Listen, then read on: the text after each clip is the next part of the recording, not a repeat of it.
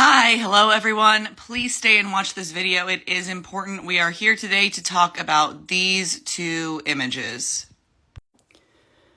On the left here, you have Israeli protesters in Israel outside of Benjamin Netanyahu's house. One of them is holding a sign, obviously that has his face with the red handprint over his mouth. On the right, you see two indigenous women with the red handprint over their mouth, as well as other images showing that the red handprint is very much symbolic of the MMIW, or Missing and Murdered Indigenous Women's Movement. Now, I have posted previous videos about this, asking Indigenous people to share their thoughts, how they felt about the dissemination and the use of this image in another context. And I received responses on both sides. Some people felt that, well, Palestinian are Indigenous people, so the usage makes sense, right? There, however, were significant amount of people who were not comfortable with this usage, and I'm going to try to condense the primary reasons why this was. Number one, this symbol of the red handprint is put on the faces of Indigenous women and Two-Spirit people. It is not put on the face of the oppressor when it is used, right? And the usage of symbols is important for the meaning of these symbols.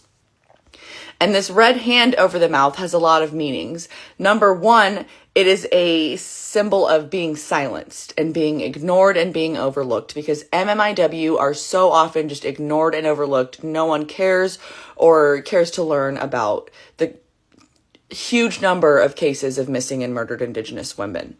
Number two, and this was shared with me from a friend, is that the color red also has a spiritual meaning, and it is a color that is meant to call spirits home. So by using this color in the red handprint for MMIW, it is a way to try to call these lost women, these lost Two-Spirit people, these lost spirits home.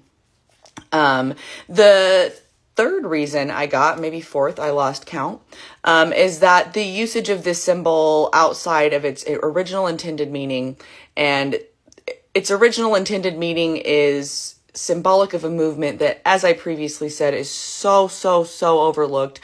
No people pay attention to it. Not enough people pay attention to it. And it muddies the movement.